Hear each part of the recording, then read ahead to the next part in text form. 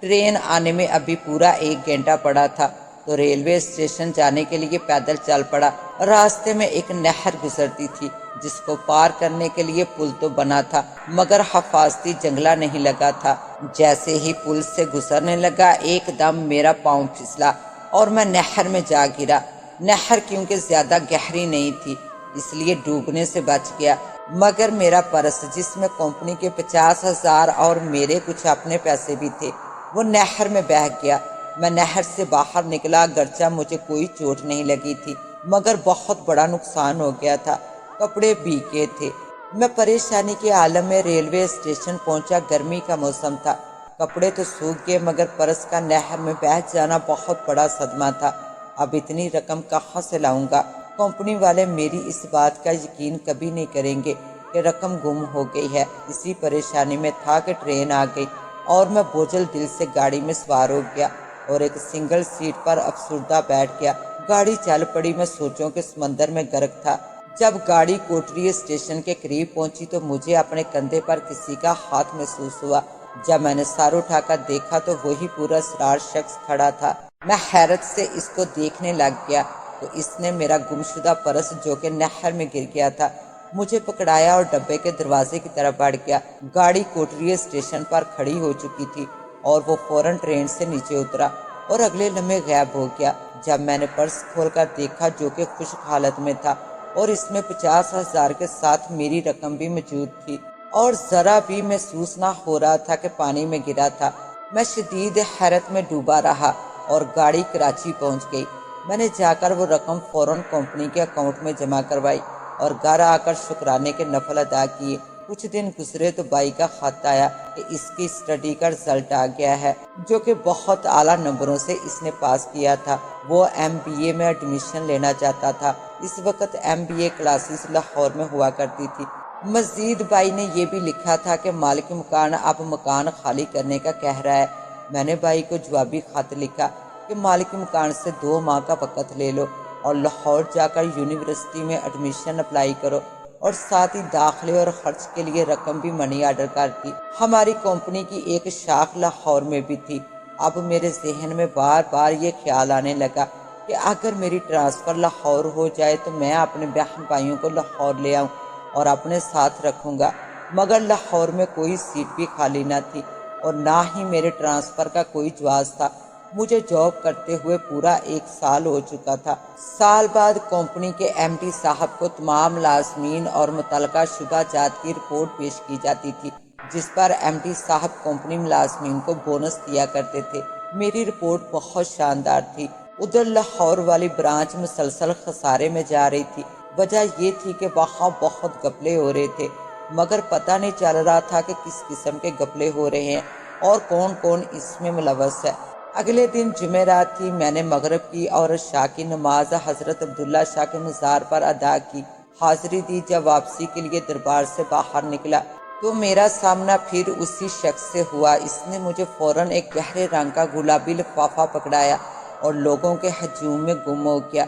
मैंने घर आकर वो लिफाफा खोला तो इसमें एक कागज़ पर लाहौर ब्रांच में होने वाले तमाम घपलों की तफसील लिखी थी और जो जो मुलाजमीन इसमें मुलव्वस थे इनके नाम लिखे थे और घपले किस तरह किए जाते हैं सबका तरीकाकार लिखा था।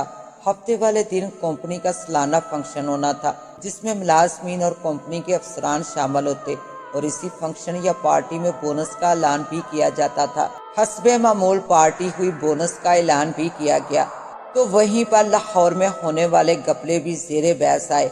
पार्टी में MD साहब ने मेरी कारकर्दगी को सराहाया तो मैंने तजवीज़ दी अगर मुझे लाहौर ट्रांसफ़र कर दिया जाए तो 1 माह के अंदर तमाम घपलों का सुराग लगा सकता हूँ और ये काम मैंने चैलेंज के तौर पर करने का ऐलान किया।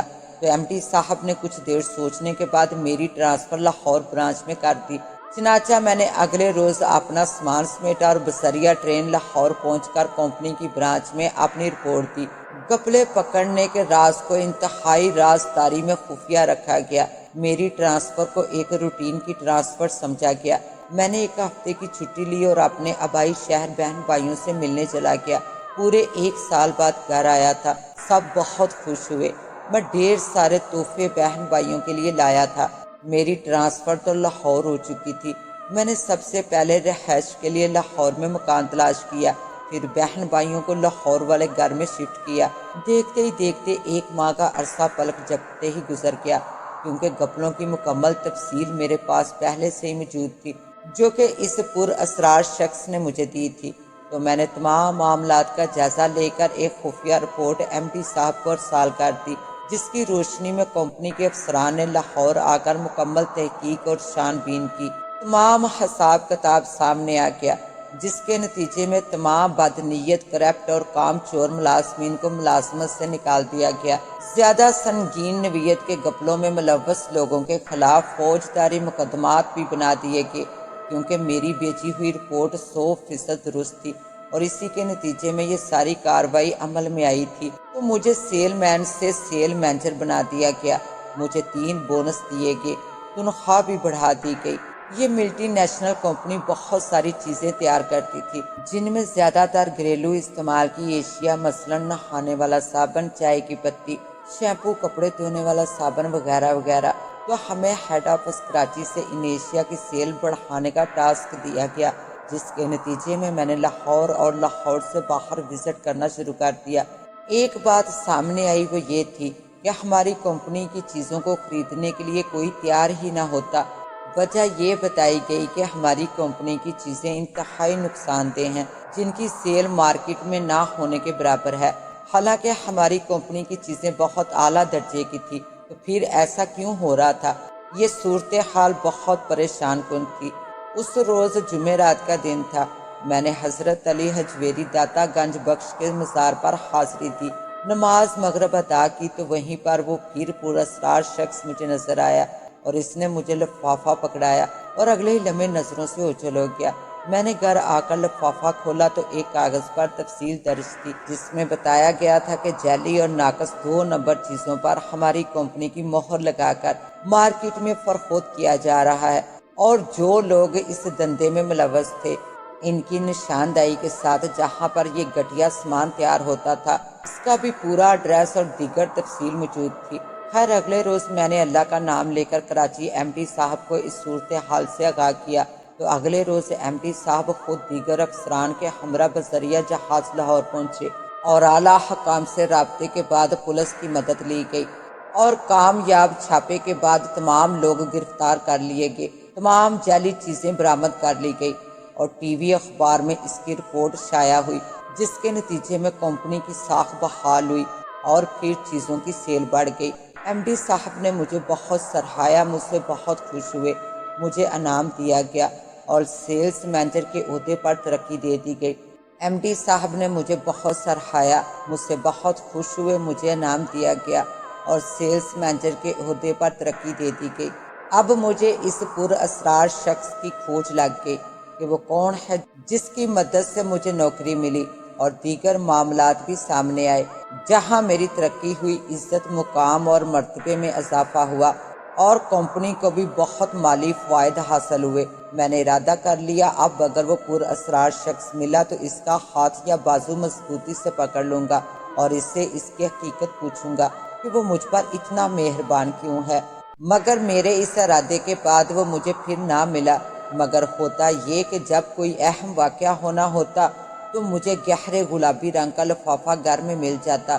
وہ اس طرح کہ کبھی ڈاک کے ذریعے موصول ہو جاتا، اور کبھی گھر آ کر میں دروازہ کھولتا تو وہ لفافہ پڑا ہوتا، جس میں تمام تفصیل درج ہوتی۔ اسی طرح کچھ لوگ ہماری کمپنی کے آفس اور فیکٹری کو آگ لگانا چاہتے تھے۔ اس کی اطلاع بھی مجھے گہرے رنگ کے گلابی لفافے کے ذریعے ملی، تو بر وقت اقدامات سے وہ شرپسند گرفتار ہو گئے، اور ہمارا لاکھوں کروڑوں کا نقصان ہونے سے بچ گیا۔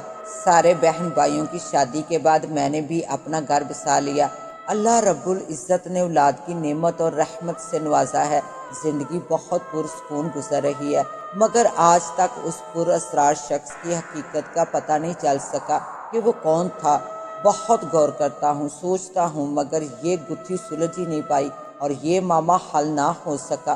ہاں، ایک بزرگ کی وجہ سے اتنا پتہ چلا ہے کہ جس پلے کو ریلوے لائن سے اٹھا کر لایا تھا، اس کا تعلق جنات کی مخلوق سے تھا، مگر اس پراسرار شخص کی حقیقت کا پتہ آج تک نہیں چل سکا۔ کہ وہ مہربان کون تھا۔ اس کے ساتھ ہی اب مجھے دیں اجازت، ملتے ہیں انشاءاللہ ایک نیو کہانی کے ساتھ، تب تک کے لیے اللہ نگہبان۔